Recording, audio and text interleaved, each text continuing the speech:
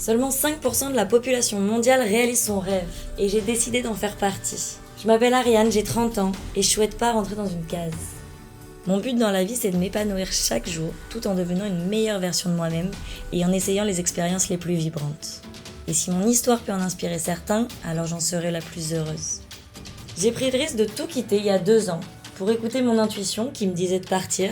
Du coup, je suis partie voyager. Ça m'a aidé à vaincre mes peurs. Maintenant, j'ai confiance en moi. J'ai des amis aux 4 coins du globe. Je parle 3 langues et j'ai des projets dans le monde entier. Je pars à présent pour Bali et je t'emmène avec moi dans ma valise. Après tout, on n'a qu'une vie, non ?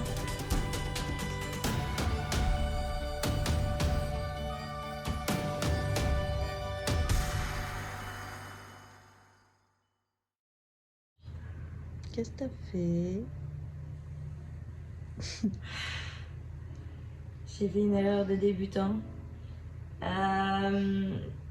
J'ai dû changer ma carte SIM, j'ai dû remettre ma carte SIM française dans mon portable parce qu'il y a 20 000 applications qui demandent, je sais pas, des trucs de sécurité. Donc il me faut que je reçoive un code sur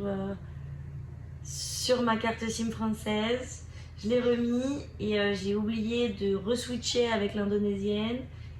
J'ai enlevé la Wi-Fi parce que la Wi-Fi ne marche pas bien ici et je pensais que la 4G allait aller plus vite pour charger des vidéos. Et en fait, je viens de recevoir un message de Bouygues Télécom me disant que je suis à 60 € de leur forfait en 1 minute et demie à peu près. Génial. J'essaye de faire attention à mon budget. Je me saoule à manger des noodles tous les jours là et je nique 60 balles en 1 minute. Voilà. Merci Brie. Merci Brie. Hello, on est le 1er décembre et ça y est, c'est fini Gili Trawangan, c'était trop bien, c'est mon île préférée. Je préfère même à Bali parce que ici c'est un peu moins du m'as-tu vu, tu vois. Bali c'est quand même, on va pas se le cacher, des gens ceux qui ont de l'argent en tout cas aiment bien, je trouve, le montrer. Et ici c'est un petit peu plus humble, il y a moins de différences et tout ça marqué, donc je préfère. C'est plus chill, il n'y a pas de jugement. Bali, de ce que je comprends, c'est un peu gossipland quand même. C'est-à-dire que tout se sait, qui a fait quoi avec machin et tout. Ici, tout le monde s'en fiche. Et donc c'est ça, moi j'aime bien les gens un peu plus chill. Chacun son truc, hein. Mais je suis dégoûtée de partir. J'ai mon check-out là de mon hostel dans 30 minutes. Donc je viens me baigner juste 20 minutes dans l'eau bleu turquoise.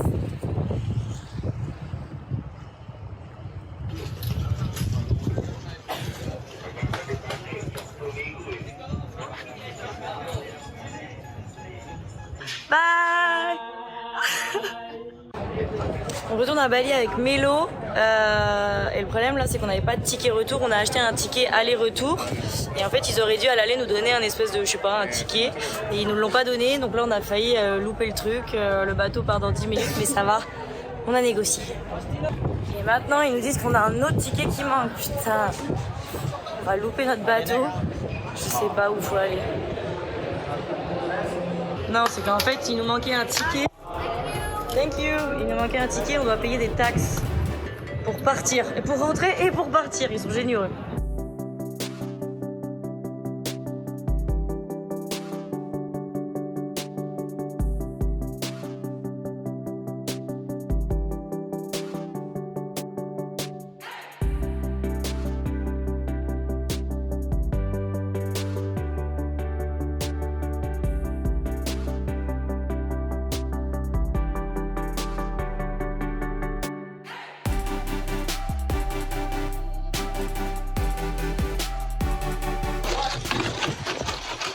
Mais pas du tout, c'est pas possible.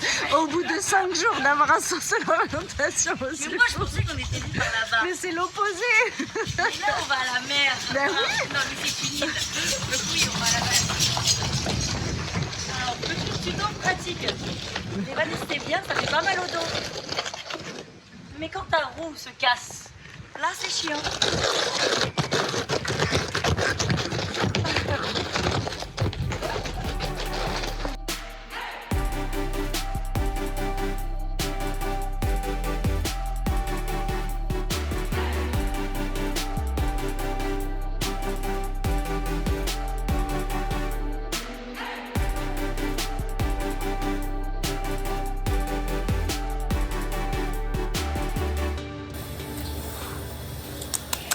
J'ai rougi, non?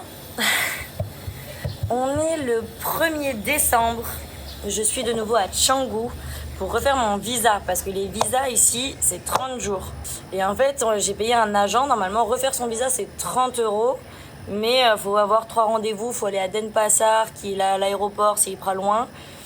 Du coup, je passe par un agent. Tu payes 30 € en plus. Et comme ça, il s'occupe de tout. Il faut juste aller une fois à Denpasar pour faire une photo et mettre ses empreintes. Donc j'attends d'avoir le rendez-vous, mais au moins ça c'est fait. Donc c'est pour ça que je suis revenue à Canggu et c'est trop cool. Je connais déjà des amis vu que j'y étais il y a une semaine. Donc ce soir c'est le Morabito. C'est une grosse soirée, c'est un peu ambiance Tulum et tout, donc moi j'aime bien. Mais niveau budget, je suis toujours ric-rac. Je vois que j'ai plus que 1 000 € pour 2 mois. Je sais pas comment je vais faire. Du coup je me remets aux noodles qui me coûtent 5000 roupias, 5000 roupies. Donc 5000 c'est quoi? C'est rien, c'est moins d'1 €. Donc voilà, mais c'est très bon, moi j'adore. Et on essaye un nouveau logement. Donc j'ai commencé par être chez un pote, chez Yaz. Ensuite, j'ai fait un hôtel. Ensuite, j'ai fait une auberge de jeunesse. J'ai essayé des villas de luxe entre-temps en connaissant Chris. Et maintenant, on fait une guest house. Une guest house, c'est une chambre d'hôte. Donc en fait, je paye... Donc je suis avec Mélo. C'est vrai que de voyager quand tu te fais des potes et tout, à deux, c'est toujours quand même plus économique. On a une chambre pour deux et on paye 30 € la chambre, donc 15 € chacune. Et c'est trop bien. Petit déjeuner inclus. Donc trop cool. Petite astuce, moi à chaque fois je réserve sur Booking et comme ça du coup je gagne des points d'expérience et du coup souvent j'ai des prix ou les petits déj offerts ou des trucs comme ça. Donc petite astuce pour gagner un peu d'argent facilement. Voilà. Cette maison d'hôte est juste dingue. 30 € la nuit quoi, pour 2 personnes. Et c'est parti pour voir le coucher de soleil. Il est 17h30. Souvent, le coucher de soleil, c'est vers 18h. Je vais me poser. On est juste à côté de la plage de Canggu.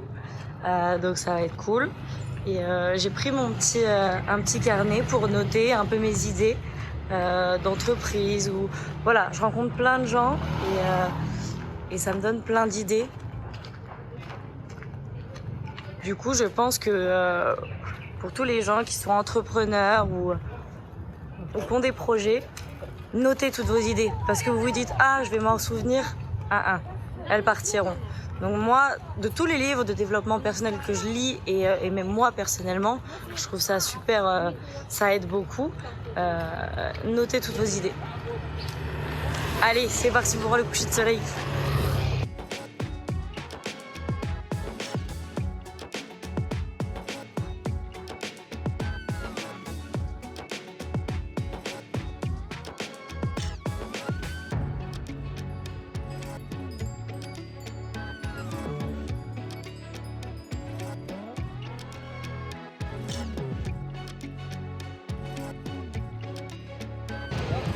Finalement, est-ce que c'est pas ça le bonheur?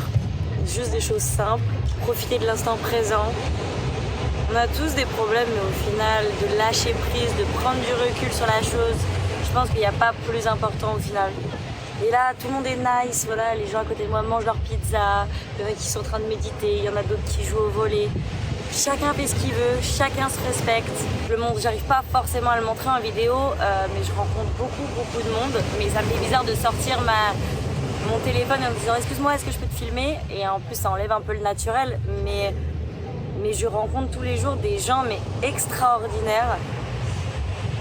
Mais ce qui est important aussi, je pense, moi ce que j'ai appris, c'est de s'autoriser un temps pour soi. Donc là voilà, je me mets toute seule, j'écris, je lis ou même rien, je regarde les gens ou je vais boire une bière en regardant le sunset. C'est important de se retrouver. Le maître mot c'est l'équilibre. Que ce soit dans tout en fait, dans tout ce que vous faites, il vous faut un équilibre. Sinon vous allez perdre votre énergie, votre énergie va basculer plus vers l'un que vers l'autre, peu importe ce que c'est, et au final c'est pas bon. Donc moi je me dis voilà, moi je suis assez sociable, j'adore être avec les gens, mais là je me mets moi-même, soit je médite, soit je me rends compte de la chance que j'ai, juste ça en fait.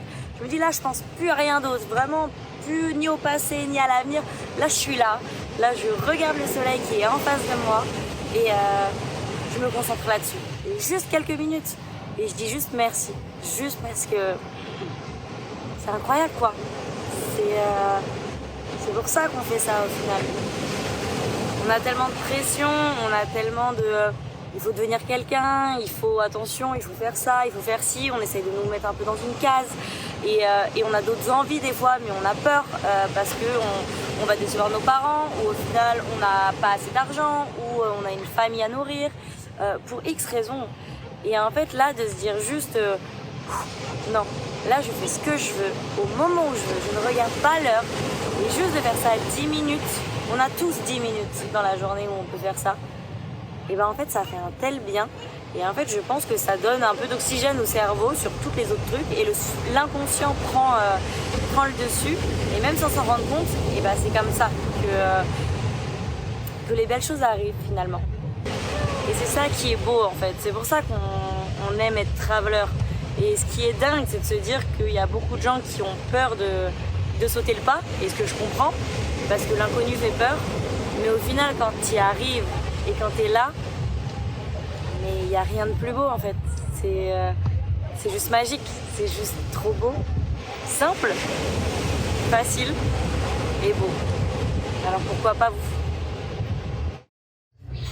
Hello, on est le 4 décembre, je suis toujours à Canggu en train de manger cette délicieuse crêpe aux fruits, très très bon. C'est inclus dans le prix, c'est parfait, donc je paye quoi, 15 € par jour, c'est nickel. Il faut vraiment que je me calme au niveau des dépenses, donc je vais faire attention. Je vais limite tenir un journal où je vais noter mes dépenses, où je vais voir finalement combien d'argent je peux dépenser par jour. Je pense qu'il faut se mettre un peu des limites et tout ça, parce que sinon ça peut partir trop vite. Donc je pense que je vais faire ça. Et hier, je sais pas, genre, je sentais que là, il y a vraiment une différence entre les voyages et les vacances. Et en fait là, ça y est, alors le cadre est magnifique et tout, je me suis fait des potes, donc c'est très bien, mais je me sens trop en vacances, je me sens pas utile, et moi c'est quelque chose que je déteste. Je pense que le voyage c'est donner et recevoir. Ce qui me dérange en fait, c'est de ne pas avoir de but là précis, très défini. J'ai envie de prendre les choses en main et j'ai envie de me sentir utile. C'est ce que je fais dans beaucoup de pays, c'est de travailler dans une association. C'est pas si facile que ça au final, parce que souvent c'est des gens qui veulent dans une durée déterminée minimum. Souvent c'est 1 mois ou des choses comme ça. Là j'ai pas 1 mois, mais je vais voir si je peux avoir des actions, si je peux faire des actions. Souvent moi j'aime bien pour aider les enfants démunis, ou un peu plus pour le plastique qu'on retrouve trop régulièrement dans l'océan. Donc je vais regarder là, voilà.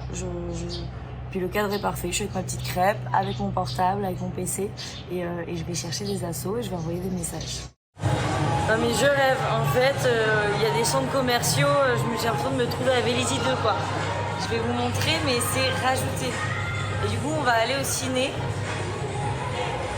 On est avec des amis, ils nous ont ramenés là. On est à Bali, je finis dans un centre commercial. Mais bon, ils voulaient tous y aller, j'ai pas mon mot à dire. On va découvrir. Alors, voilà le ciné. Et vous savez, vous pouvez choisir des pop-corn. Soit vous avez les pop-corn normaux, soit vous avez... je sais pas ce que c'est. Et ça, qu'est-ce que c'est? Qu'est-ce que c'est que ça?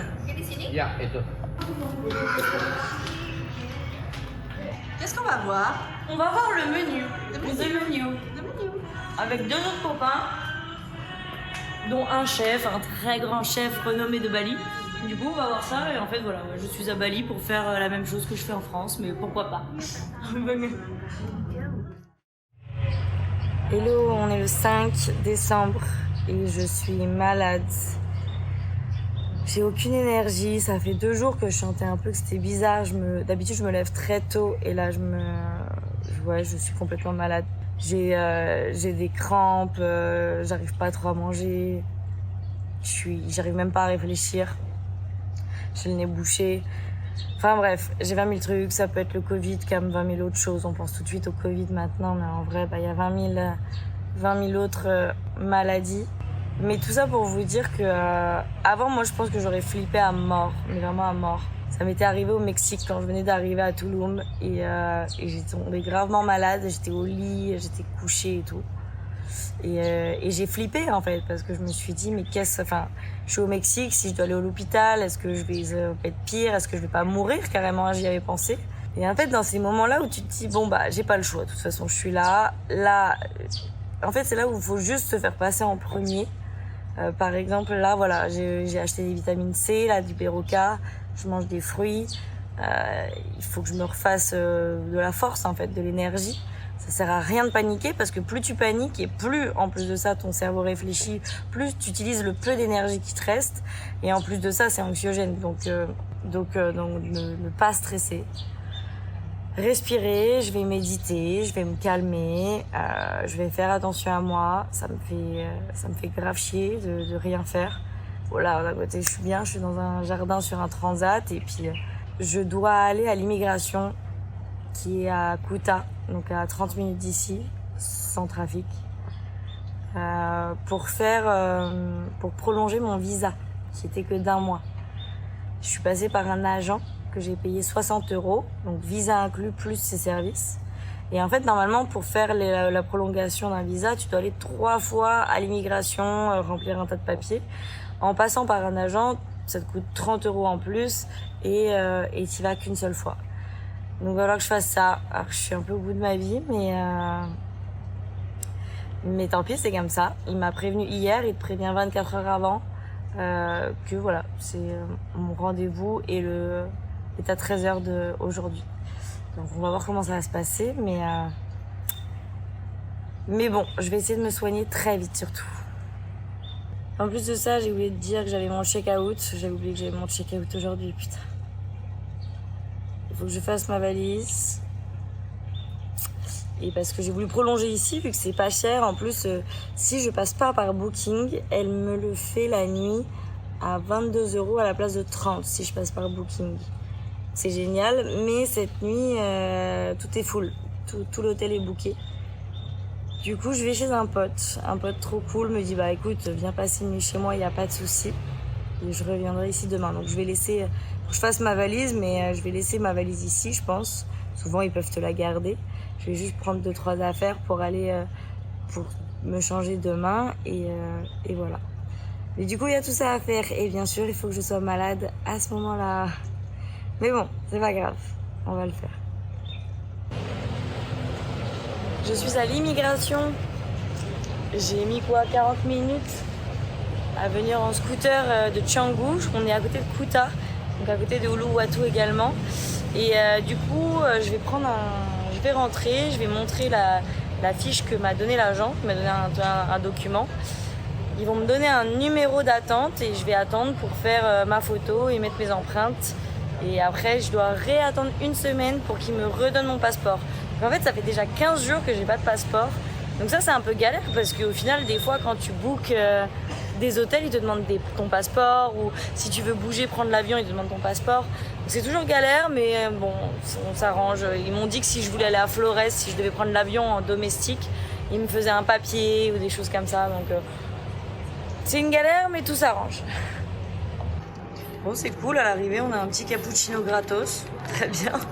Merci immigration. Donc je suis numéro 394 et on est au 390. C'est rapide. On se rend compte de la taille qu'il a, le truc. Non, monte pas. Qu'est-ce que c'est que ce truc? Je vais faire un cours de sound healing. Et là, j'attends mon Gojek parce que je me suis perdue. Me voilà au Fins, apparemment le meilleur beach club du monde, carrément. Je fais attention à mon budget depuis plus d'1 semaine maintenant. Mais là, c'est bon. Du coup, j'ai craqué déjà sur un cappuccino avec du Nutella dedans.